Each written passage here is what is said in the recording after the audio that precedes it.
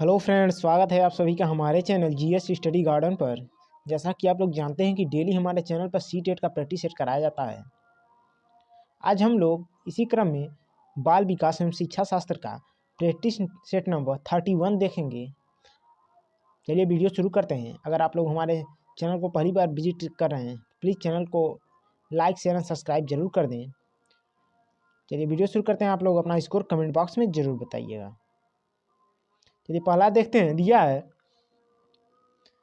बच्चे समय की एक विशिष्ट अवधि तक बहुत सरलता के साथ भाषा सीखते हैं, क्योंकि उस अवधि में वे पर्यावरणीय प्रभावों के साथ प्रतिक्रिया करते हैं। इस अवधि को विकास की किस अवधि के रूप में जाना जाएगा? इम्पॉर्टेंट है। ऑप्शन ए देखते हैं, दिया है संवेदनशील, ऑप्शन बी दिया है क्षेत्रीय, ऑप्शन सी दिया है विशिष्ट अर्थात असामान्य, ऑप्शन डी दिया है अप्रतिक्रियात्मक। तो देखिए इसका जो राइट आंसर हो जाएगा ऑप्शन ए। इस अवधि को कहते हैं, विकास के इस अवधि को कहेंगे संवेदनशील अवधि। तो राइट आंसर हो जाएगा ऑप्शन ए। चलिए अगला देखते हैं। कह रहा है, एक माँ ने देखा कि उसका एक जुड़वा दूसरे की तुलना में चलना सीखने में अधिक तेजी से जो है प्रगति कर रहा है। सीखने में इस भिन्नता से विकास का कौन सा सिद्धांत जुड़ा है? विकास के भिन्नता के सिद्धांत से संबंधित है क्वेश्चन। देखते हैं। ऑप्शन ए दिया है, व्यक्तियों में विकास सिर से पैर तक होता है। ऑप्शन बी दिया है, हर किसी में विकास चरण दर चरण आगे बढ़ता है। ऑप्शन सी दिया है, अलग अलग व्यक्तियों में विकास अलग अलग गति से होता है।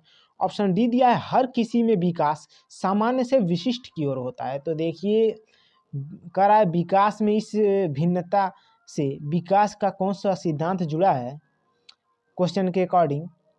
तो देखिए इसका राइट आंसर हो जाएगा, अलग अलग व्यक्तियों में विकास जो है अलग अलग गति से होता है। तो इसका राइट आंसर हो जाएगा ऑप्शन सी। चलिए अगला देखते हैं।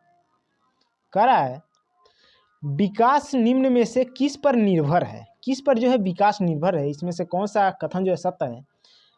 पहला दिया है आनुवांशिक प्रवृत्तियां, दूसरा दिया है सामाजिक सांस्कृतिक प्रथाओं, तीसरा दिया है भौतिक वातावरण। तो देखिए विकास जो निर्भर है वो इन तीनों पर निर्भर रहता है, आनुवांशिक प्रवृत्तियों पर, सामाजिक सांस्कृतिक प्रथाओं एवं भौतिक वातावरण पर। तो इसका राइट आंसर हो जाएगा ऑप्शन डी। चलिए अगला देखते हैं। कह रहा है, जीन पियाजे के संज्ञानात्मक विकास के सिद्धांत के अनुसार अध्यापक को किस अवस्था में क्रमबद्धता से संबंधित प्रश्न हल करने के लिए देना चाहिए? क्रमबद्धता से संबंधित प्रश्न हल करने के देना चाहिए। ऑप्शन ए दिया है संवेदी गामक, ऑप्शन बी दिया है पूर्व संक्रियात्मक, ऑप्शन सी दिया है मूर्त संक्रियात्मक, ऑप्शन डी दिया है औपचारिक संक्रियात्मक। तो देखिए इसका राइट आंसर हो जाएगा ऑप्शन सी, मूर्त संक्रियात्मक अवस्था में जो है क्रमबद्धता से संबंधित प्रश्न हल करने के लिए बच्चों को देना चाहिए। चलिए अगला देखते हैं। कह रहा है, जीन पियाजे के सिद्धांत के अनुसार व्यक्ति आत्मसातकरण और समंजन के माध्यम से किस स्थिति को प्राप्त करने का प्रयास करता है? ऑप्शन ए दिया है संतुलन, ऑप्शन बी दिया है असंतुलन, ऑप्शन सी दिया है प्रत्यक्ष अवबोधन, ऑप्शन डी दिया है भ्रम। तो देखिए इसका जो राइट आंसर हो जाएगा ऑप्शन ए संतुलन। जो है एक बार और प्रश्न देख लेते हैं। कह रहा है, जीन पियाजे के सिद्धांत के अनुसार व्यक्ति आत्मसातकरण और समंजन के माध्यम से कह रहा है किस स्थिति को प्रयास जो है प्राप्त करने का प्रयास करता है? तो संतुलन की स्थिति को जो है प्राप्त करने का प्रयास करता है। चलिए अगला देखते हैं।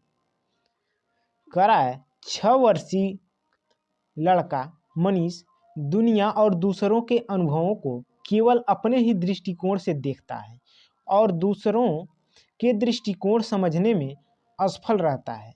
यह किसका प्रतिनिधित्व करता है? ऑप्शन ए दिया संरक्षण, ऑप्शन बी दिया है आत्मकेंद्रीयता, ऑप्शन सी दिया है प्रतिवर्ती चिंतन, ऑप्शन डी दिया है वैज्ञानिक तार्किकता। तो देखिए इसका राइट आंसर हो जाएगा ऑप्शन बी आत्मकेंद्रीयता। चलिए अगला देखते हैं। कह रहा है, लॉरेंस कोलबर्ग के नैतिक विकास के सिद्धांत के अनुसार एक व्यक्ति जो नैतिक विकास की कानून एवं व्यवस्था चरण में है उसका मत होगा।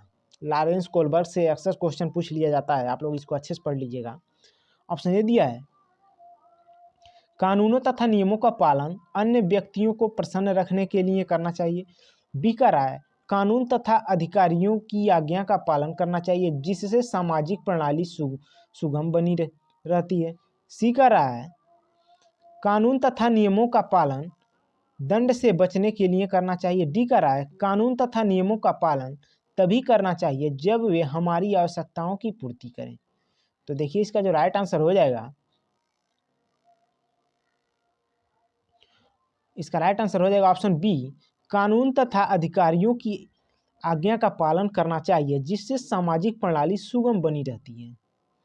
चलिए अगला देखते हैं। करा है, लेव वाइगोस्की ने निम्न में से कौन सा सिद्धांत दिया है। ऑप्शन ए दिया है नैतिक विकास का सिद्धांत, ऑप्शन बी दिया है व्यक्तित्व विकास का मनोवेगीय सिद्धांत, ऑप्शन सी दिया है संज्ञानात्मक विकास का सामाजिक सांस्कृतिक सिद्धांत, ऑप्शन डी है लगाव का विकासात्मक सिद्धांत। तो देखिए लेव वाइगोस्की ने जो है संज्ञानात्मक विकास का सामाजिक सांस्कृतिक सिद्धांत दिए हैं, तो इसका राइट आंसर हो जाएगा ऑप्शन सी। चलिए अगला देखते हैं। करा है, एक विद्यार्थी दिए गए प्रश्न को हल करने में चुनौती महसूस कर रहा है। लेव वाइगोस्की के अनुसार इस स्थिति में एक अध्यापिका को क्या करना चाहिए। ऑप्शन ए दिया है विद्यार्थियों को अनदेखा कर देना चाहिए और उसे अकेले जो है संघर्ष या फिर संघर्ष करते रहने देना चाहिए। बी करा, विद्यार्थी को जो है अगले कदम हेतु संकेत और इशारे देने चाहिए। सी करा है, सीधे तौर पर सही जवाब बता देने चाहिए। डी करा है, सवाल को हल ना कर पाने के लिए विद्यार्थी को दंडित जो है करना चाहिए। तो देखिए इसका राइट आंसर हो जाएगा ऑप्शन बी, विद्यार्थी को अगले कदम हेतु संकेत और इशारे देने चाहिए। चलिए अगला देखते हैं। करा है, एक प्रगतिशील कक्षा में विद्यार्थियों को किस ओर जो है केंद्रित होना चाहिए। ऑप्शन ए दिया है अपने सहपाठियों से प्रतिस्पर्धा की ओर, ऑप्शन बी दिया है जितना हो सके उतना कंठस्थीकरण करने हेतु, ऑप्शन सी दिया है मूर्त पुरस्कार जैसे ट्रॉफी जीतने की ओर, ऑप्शन डी दिया है सक्रिय भागीदारी द्वारा ज्ञान अर्जन की ओर। तो देखिए एक प्रगतिशील कक्षा में विद्यार्थियों को जिस ओर केंद्रित होना चाहिए वो है सक्रिय भागीदारी द्वारा ज्ञान अर्जन की ओर। तो ऑप्शन डी इसका राइट हो जाएगा। चलिए अगला देखते हैं। कह रहा है, हावर्ड गार्डनर द्वारा प्रतिपादित बहुबुद्धियों में से निम्नलिखित में से कौन सी शामिल नहीं है। ऑप्शन ए दिया है भाषाई बुद्धि, ऑप्शन बी दिया है भावात्मक बुद्धि, ऑप्शन सी दिया है स्थानीय बुद्धि, ऑप्शन डी दिया है संगीत बुद्धि। तो देखिए इसका राइट आंसर हो जाएगा ऑप्शन बी भावात्मक बुद्धि, जो कि हावर्ड गार्डनर के बहुबुद्धि सिद्धांत में शामिल नहीं है। चलिए अगला देखते हैं। कह रहा है, अभिकथन दिया है राष्ट्रीय शिक्षा नीति 2020 के अनुसार 5वीं तक के सभी बच्चों को उनकी मातृभाषा में शिक्षा दी जानी चाहिए। इसमें से बताना कौन सा कथन सत्य है। तो देखिए ये सत्य दिया है। कारण आर जो रीजन दिया है, छोटे बच्चे अपनी मातृभाषा में सार्थक अवधारणाओं को अधिक तेजी से सीखते व समझते हैं या फिर सीखने व समझते हैं। तो देखिए ये भी सही है। और रीजन जो है अभिकथन का जो है अच्छी तरीके से व्याख्या भी कर रहा है, तो इसका राइट आंसर हो जाएगा ऑप्शन ए। चलिए अगला देखते हैं। कह रहा है, एक अध्यापक को विद्यार्थियों में प्रचलित जेंडर रूढ़िवादों से किस प्रकार निपटा जाना चाहिए। ऑप्शन ए दिया है विद्यार्थियों में जेंडर विशिष्ट भूमिकाओं को बढ़ावा देना चाहिए, ऑप्शन बी दिया है वास्तविक जीवन से संबंधित ऐसे उदाहरण प्रस्तुत करने चाहिए जो रूढ़िवादों को चुनौती दें, ऑप्शन सी का रहा है विद्यार्थियों के एक समान जेंडर आधारित समूह बनाने चाहिए, ऑप्शन डी का रहा है कक्षा में जेंडर आधारित मुद्दों पर बात नहीं करनी चाहिए। तो देखिए इसका जो राइट आंसर हो जाएगा ऑप्शन बी हो जाएगा वास्तविक जीवन से संबंधित ऐसे उदाहरण प्रस्तुत करने चाहिए जो रूढ़िवादों को चुनौती दें। चलिए अगला देखते हैं।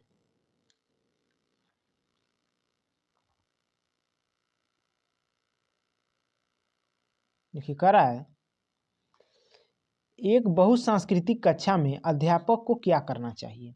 ऑप्शन ए दिया है केवल प्रवाल समूह की सांस्कृतिक प्रथाओं को प्रधानता देनी चाहिए। ऑप्शन बी दिया है केवल सुविधा वंचित समूहों की सांस्कृतिक प्रथाओं को प्रधानता देनी चाहिए। ऑप्शन सी कह रहा है प्रबल समूह की सांस्कृतिक प्रथाओं की नकारात्मक प्रस्तुति करनी चाहिए। डी कह रहा है विद्यार्थियों के सामाजिक सांस्कृतिक अनुभवों के संदर्भ में उनकी व्यक्तिगत भिन्नताओं का सम्मान करना चाहिए। तो देखिए इसका बहुसांस्कृतिक कक्षा में अध्यापक को जो करना चाहिए उसको विद्यार्थियों के सामाजिक सांस्कृतिक अनुभवों के संदर्भ में उनकी व्यक्तिगत भिन्नताओं का सम्मान करना चाहिए। तो ऑप्शन डी इसका राइट हो जाएगा। चलिए अगला देखते हैं। कह रहा है जब आकलन विद्यार्थियों के किसी कौशल संबंधित बोध और समझ या पाठ के अधिगम और शिक्षण प्रक्रिया के दौरान किया जाता है तब इसे क्या कहा जाता है। ऑप्शन ए दिया है अधिगम के लिए आकलन। ऑप्शन बी दिया है अधिगम का आकलन। ऑप्शन सी दिया है असतत मूल्यांकन। ऑप्शन डी दिया है योगात्मक मूल्यांकन। तो देखिए इसका जो राइट आंसर हो जाएगा ऑप्शन ए अधिगम के लिए आकलन। चलिए अगला देखते हैं। कह रहा है सभी विद्यार्थियों को उनकी योग्यताओं से भिन्नता होने के बावजूद उनके संभाव्य गुणों की प्राप्ति के लिए अवसर प्रदान करना किस प्रकार की कक्षा का मुख्य उद्देश्य है। ऑप्शन ए दिया है एकीकृत। ऑप्शन बी दिया है समावेशी। ऑप्शन सी दिया है विशेष शिक्षा। ऑप्शन डी दिया है अप्रगतिशील। तो देखिए सभी विद्यार्थियों को उनकी योग्यताओं में भिन्नता होने के बावजूद उनके संभाव्य गुणों की प्राप्ति के लिए अवसर प्रदान जो किया जा सकता है इसका उद्देश्य जो होता है वो होता है समावेशी का। तो ऑप्शन 20 का राइट हो जाएगा। चलिए अगला देखते हैं। कह रहा है वंचित पृष्ठभूमि के बच्चों को संबोधित करने के लिए एक शिक्षक को चाहिए क्या करना चाहिए। ऑप्शन ए दिया है बहुत ढेर सारा लिखित काम दे। देखिए नहीं सही है। उसके संदर्भ के बारे में और जानने का प्रयास करें और उन्हें कक्षा चर्चा में शामिल करें। सी कह रहा है उन्हें कक्षा में अलग से बैठाएं। ये नहीं सही है। उन्हें अनदेखा करें। देखिए भी नहीं सही। इसका राइट आंसर हो जाएगा ऑप्शन बी। चलिए अगला देखते हैं। कह रहा है निम्नलिखित में से कौन सी अधिगम अशक्तता किसी व्यक्ति के संतुलन शारीरिक निपुणता और हाथ आंख सामंजस्य की क्षमता को प्रभावित करती है। ऑप्शन ए दिया है पठन वैकल्य। ऑप्शन बी दिया है गुणज वैकल्य। ऑप्शन सी दिया है भाषा वैकल्य। ऑप्शन डी दिया है गति समन्वय वैकल्य। तो देखिए इसका जो राइट आंसर हो जाएगा वो हो जाएगा ऑप्शन डी गति समन्वय वैकल्य। क्योंकि यहाँ पर देखिए दिया है कि शारीरिक निपुणता और हाथ आंख सामंजस्य की क्षमता को प्रभावित करता है। चलिए कह रहा है स्वलीनता जिसको कहते हैं ऑटिज्म से जूझते विद्यार्थियों में पहचान किन विशिष्ट गुण होने की संभावना करती है। किन विशिष्ट गुण होने की संभावना रहती है। ऑप्शन ए दिया संप्रेषण में कठिनाई।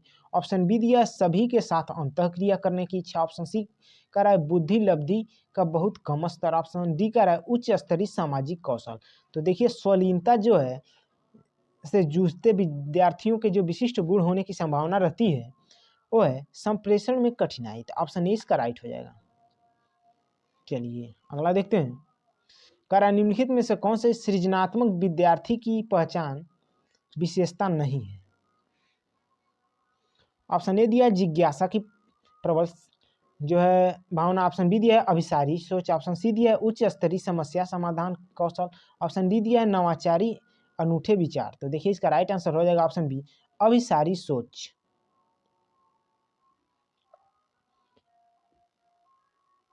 क्योंकि देखिए सृजनात्मक विद्यार्थियों में जो विशेषता होती है वो होती है अभिसारी सोच की। क्योंकि यहाँ पर अभिसारी सोच दिया है तो इसकी विशेषता नहीं होती है। चलिए अगला देखते हैं। कह रहा है राष्ट्रीय शिक्षा नीति 2020 सुझाती है कि शिक्षा किस प्रकार की होनी चाहिए बताना है। ऑप्शन ए दिया है पाठ्यपुस्तक की विषय वस्तु तक सीमित होनी चाहिए। देखिए नहीं सही है। बी कह रहा है तथ्यों के कंठस्थीकरण पर आधारित होने चाहिए रटने से संबंधित है। देखिए नहीं है। सी कह रहा है विद्यार्थियों के बीच प्रतिस्पर्धा बढ़ाने की तरफ उन्मुख होनी चाहिए। देखिए भी नहीं सही है। इसका राइट आंसर हो जाएगा ऑप्शन डी समालोचनात्मक चिंतन के विकास पर केंद्रित होनी चाहिए। राष्ट्रीय शिक्षा नीति सुझाती है कि शिक्षा इसी प्रकार होना चाहिए। चलिए अगला देखते हैं। एक कक्षा में विद्यार्थियों के चयनित अधिगम कौशल में व्यक्तिगत अंतरों को अध्यापिका द्वारा किस प्रकार संबोधित किया जाना चाहिए? ऑप्शन ए दिया है अध्यापक अधिगम प्रक्रिया में बाधा के रूप में। ऑप्शन बी दिया है नकारात्मक पुनर्वलन द्वारा मिटाए जाने चाहिए। सी कह रहा है संज्ञानात्मक या फिर असामान्यता के परिणाम के रूप में देखना चाहिए। देखिए ये भी नहीं होगा। डी कह रहा है उनकी मान्यता रखते हुए बाल केंद्रित शिक्षा शास्त्र को अपनाना चाहिए ताकि उनकी व्यक्तिगत जरूरतें पूरी हो सके। तो इसका राइट आंसर हो जाएगा ऑप्शन डी। चलिए अगला देखते हैं। एक प्रगतिशील कक्षा अध्यापकों को रूप में तथा शिक्षार्थियों को रूप में जो है अपेक्षित करती है। किस रूप में इसमें फिल करना है, क्या इसमें फिल होगा? देखिए ये दिया है ज्ञान का प्रदाता, ज्ञान का निष्क्रिय ग्रहणकर्ता। बी का रहा है जानकारी का प्रभुत्वकारी स्रोत, अधीनस्थ प्रतिभागी। सी का रहा है सुसाधक, ज्ञान के सृजन में सक्रिय प्रतिभागी। डी का रहा है तानाशाह, आज्ञाधीन जीव। तो देखिए इसका जो राइट आंसर हो जाएगा ऑप्शन सी। इसमें फिल हो जाएगा एक प्रगतिशील कक्षा कक्ष अध्यापकों को सुसाधक रूप में तथा शिक्षार्थियों को ज्ञान के सृजन में सक्रिय प्रतिभागी रूप में अपेक्षित करता है। चलिए अगला देखते हैं। कह रहा है रियान ने कुछ दिन पहले ही जाना है कि अंग्रेजी के किसी शब्द के पीछे ईडी लगाने से उस शब्द का रूप वर्तमान से भूतकाल में बदल जाता है। इस जानकारी को पाने के बाद रियान हर शब्द का भूतकाल रूप दर्शाने के लिए यह तरीका अपना रहा है। बच्चों द्वारा किसी नियम को हर दशा में निरूपित करने का यह रुझान उनकी अपनी सोच को जो है की प्रवृत्ति दर्शाती है। किस प्रकार की प्रवृत्ति दर्शाती है इसमें फिल करना है। ऑप्शन ए दिया है कमतर आंकड़े। ऑप्शन बी दिया है अति नियमित। सी कर रहा है प्रतिबंधित। ऑप्शन डी कर रहा है द्विभाषिक। तो देखिए इसमें जो फिल होगा वो हो जाएगा अति नियमित। ऑप्शन 20 का राइट हो जाएगा। अगला देखते हैं। ब्रेन स्टॉर्मिंग जिसको कहते हैं विचारावेश को एक तकनीक के रूप में बच्चों में विकसित करने के लिए इस्तेमाल किया जा सकता है। क्या फील होगा इसमें? ऑप्शन ए दिया अभिसारी सोच। ऑप्शन बी दिया प्रकार्यात्मक स्थिरता। ऑप्शन सी दिया अपसारी सोच। ऑप्शन डी दिया अनुक्रिया समुच्चय। तो देखिए इसका जो राइट आंसर हो जाएगा ऑप्शन सी अपसारी सोच। चलिए अगला देखते हैं। कह रहा है रचनावादी कक्षा में एक शिक्षक की सबसे महत्वपूर्ण भूमिका क्या होती है?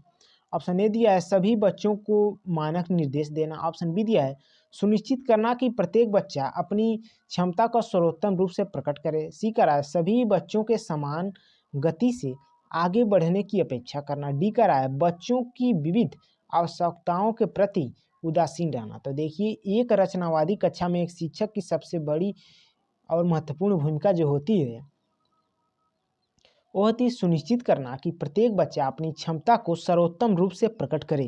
तो इसका राइट आंसर हो जाएगा ऑप्शन बी। चलिए अगला देखते हैं। कह रहा है निम्नलिखित में से कौन सा समस्या समाधान की पद्धति का पहला चरण है? देखिए ऑप्शन ए दिया है समस्या को परिभाषित करना। ऑप्शन बी दिया है समस्या की पहचान। ऑप्शन सी दिया है प्रासंगिक जानकारी की खोज। ऑप्शन डी दिया है परिकल्पना का निरूपण। तो देखिए इसका जो राइट आंसर हो जाएगा समस्या समाधान पद्धति का जो पहला चरण है वो है समस्या की पहचान। इंपॉर्टेंट है। ऑप्शन 20 का राइट हो जाएगा।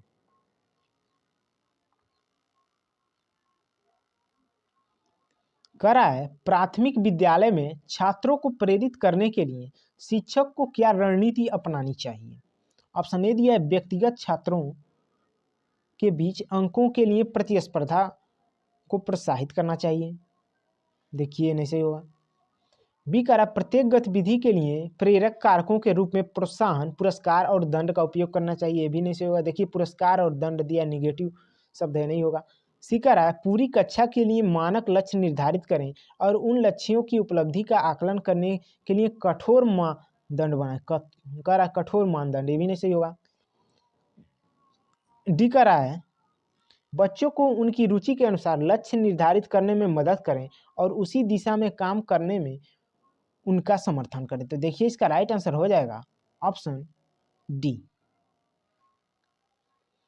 चलिए अगला देखते हैं। अभिकथन ये है, कर रहा है संज्ञानात्मक विकास के साथ विद्यालयों को विद्यार्थियों की भावात्मक खुशहाली सुनिश्चित करनी चाहिए। देखिए ये सही है। कारण आर कह रहा है किसी समस्या अर्थात प्रश्न को हल करते समय विचारों का मौखिकरण समस्या समाधान कौशल में बाधा डालता है। देखिए ये भी सही है। लेकिन देखिए ए और आर देखिए दोनों सही है, लेकिन आर जो है ए की अच्छी तरीके से व्याख्या नहीं कर रहा है, तो इसका राइट आंसर हो जाएगा ऑप्शन बी। चलिए अगला देखते हैं। देखिए इस प्रैक्टिस सेट का लास्ट क्वेश्चन है। आप लोग अपना स्कोर कमेंट बॉक्स में जरूर बताइएगा, और वीडियो अच्छा लगा हो तो लाइक कीजिएगा, और अगर आप अभी तक आप लोग हमारे चैनल को सब्सक्राइब न किए हैं तो प्लीज़ चैनल को सब्सक्राइब कर लीजिएगा। कह रहा है निम्नलिखित में से कौन सा अधिगम की प्रक्रिया में सकारात्मक रूप से योगदान नहीं देता है। ऑप्शन ए दिया है कुपोषण, ऑप्शन बी दिया है समकक्षियों के साथ सहयोग, ऑप्शन सी दिया है अपसारी चिंतन, ऑप्शन डी दिया है चर्चाएं। तो देखिए जो अधिगम की प्रक्रिया में सकारात्मक रूप से योगदान नहीं देता है वो है कुपोषण। ऑप्शन ई इसका राइट हो जाएगा। तो ये वीडियो देखने के लिए आप लोगों का बहुत बहुत धन्यवाद।